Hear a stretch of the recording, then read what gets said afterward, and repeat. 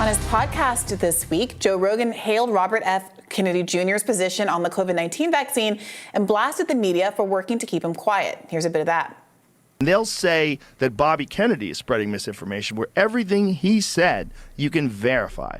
Everything he said is true. Yeah. But there's no money in agreeing with him. The amount of money that these news organizations, supposed news organizations, get from being on the side of the pharmaceutical companies and being in their good graces is millions and millions of dollars in advertising revenue. And they have a very specific mandate. And then in a sit-down interview with the Daily Wire's Jordan Peterson, RFK Jr. not only praised Rogan and former Fox News host Tucker Carlson, went so far as to say that podcasts offer insurgent candidates a platform and will ultimately decide the 2024 campaign. Let's listen. Tucker is 10 times what CNN is, gets, and Rogan's audience is potentially 10 times what Tucker was getting.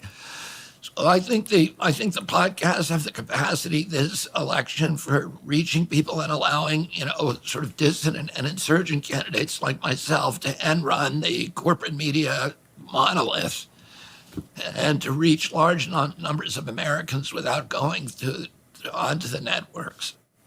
So I think that's obviously true about the second half of that. Not all podcasts are made the same. Joe Rogan's podcast is a media juggernaut, the likes of which very few independent or corporate media outlets have managed to capture. I can't overstate the importance of web-based alternate platform news shows enough. They are the future. They are the deciders. I mean, they are. And remember back in 2020... We are the deciders. Okay, all right. We get it, Robbie.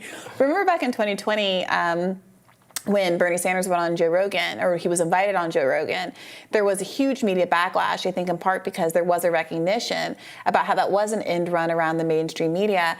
And at the same time that all of the establishment candidates claimed to find it to be distasteful because some of Joe Rogan's beliefs were not Bernie's beliefs or not progressive beliefs at all, it turned out that every other candidate, or many of the other leading candidates, including Joe Biden, were furiously trying to get on Joe Rogan's show, and Joe Rogan wouldn't have them on. And Joe Rogan talked about Donald Trump, too. He said he wouldn't have Donald Trump on. Right. So, there is something that is democratizing about independent media because the gatekeeping that happens in mainstream media cannot happen. At the same time, of course, there are independent people who can make their own decisions, which means a different kind of ideological narrowing effect can happen as well. Joe Rogan, I think, is popular in part because he does occupy this kind of fluid ideological middle ground where he is at times more culturally conservative, but not that culturally conservative, just more kind of normie, I would say, and has these moments of being genuinely economically populist and left. He was someone who said he would vote for Bernie Sanders, et cetera. And that's where a lot of Americans are, in that, again, the corner of the pie graph that doesn't get represented by mainstream news. So there is something to that. Right. I will say the point Joe Rogan made there about that there's no money in agreeing with RFK Jr. strikes me as a little funny because obviously that, Joe Rogan agrees with RFK Jr. and is the most successful podcaster of all time and is making a killing.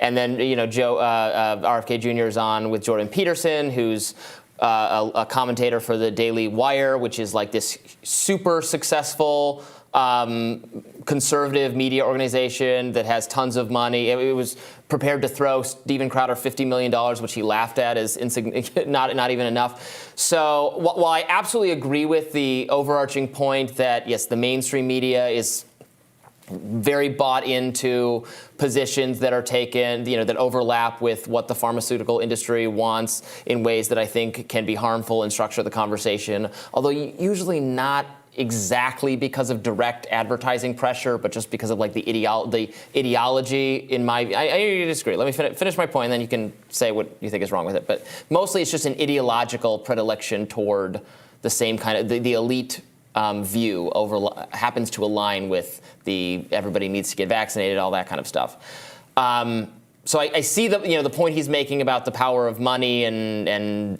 mainstream media. There is also money being made in being critics of that. You can be successful. We can't all pretend we're just these dissident voices screaming in the darkness without it, brave truth tellers, not like that can also be lucrative and profitable.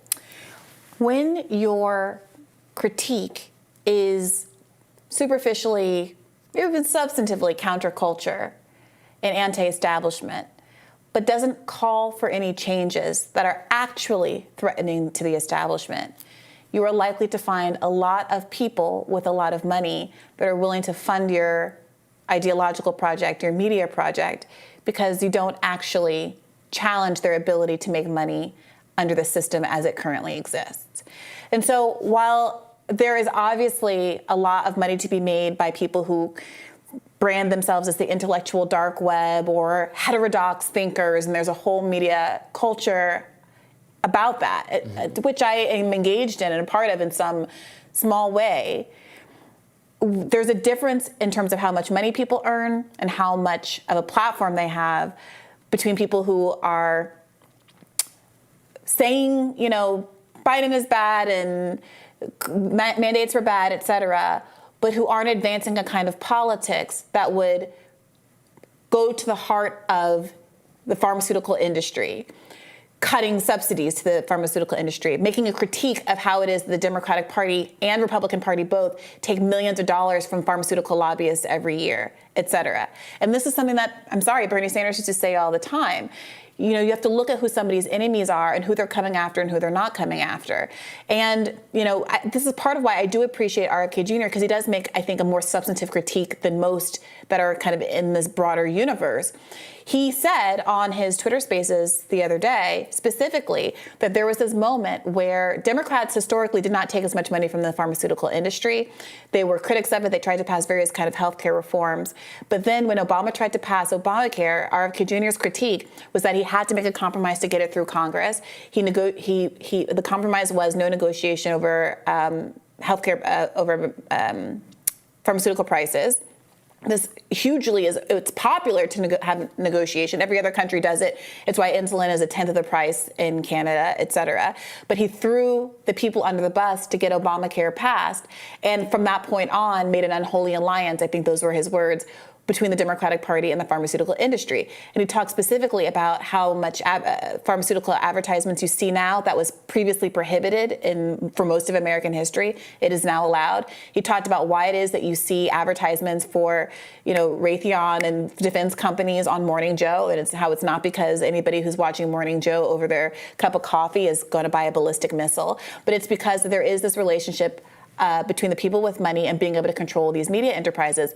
And independent media, if it's not really independent because it's relying on ad dollars, is subject to those same kinds of things.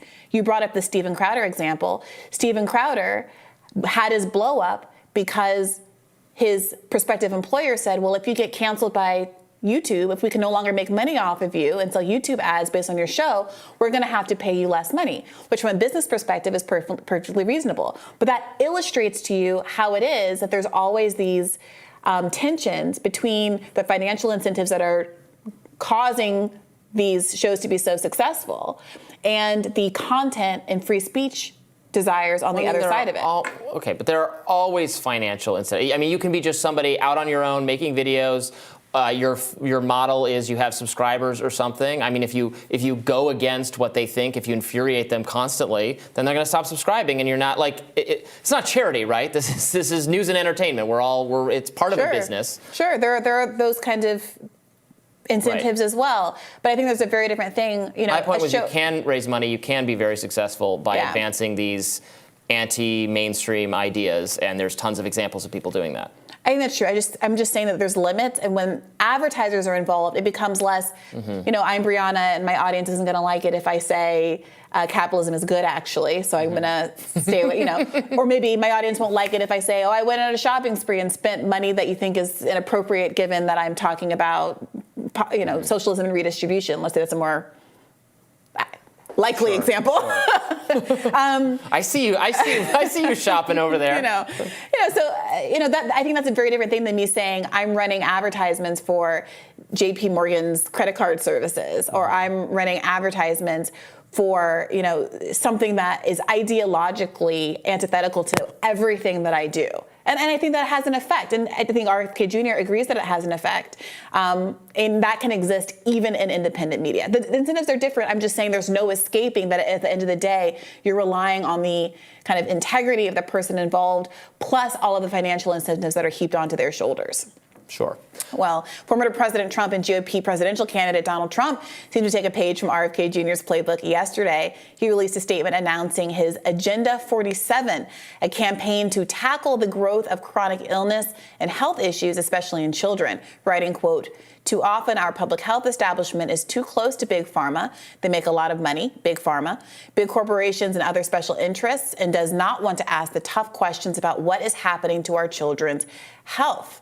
What do you make of this? I mean, that's Trump is probably perceiving that RFK Jr. is getting a lot of pickup from echoing some themes that Trump himself has echoed, although Trump, of course, famously was responsible for Operation Warp Speed and has not shied away from celebrating that. He'll even tell audiences of right-wing people who like Trump, except for what he's done on the vaccines, and he'll say, okay, I watched him do this. He say, okay, that's your perspective, but remember that there are millions of people who desperately wanted the vaccine and were happy to take it as fast as possible, and I never said it should be forced on them. I'm not for any mandates, but providing people that potential if they wanted to do it was very important.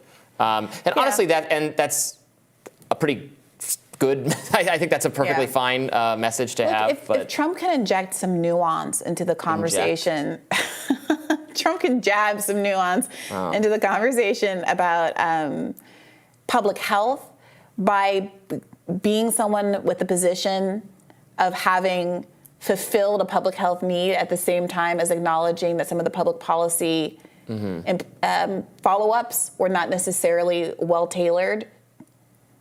That's a good thing. Now, it could be that his audience just turns on him and he doesn't inject nuance into it at all. But I do also think that the broader point of saying I'm going to offer something affirmative to solve a problem that exists, which is our children's health issues, is exactly the kind of thing that he needs to start doing so that his entire personality isn't I'm being prosecuted by the state. Because as we talked about in another segment, unless there are some of these red herrings, or some of these smoking guns, rather, that he and Comer and others purport to exist in some of the documents that have not yet been disclosed, he's going to run out of rope on his ability to make a lot of that for the next 18 months into the election or however long it is. He's going to have to remind people of what his affirmative agenda is instead of just doing grievance politics for the next year and change. Well, we'll have more Rising right after this.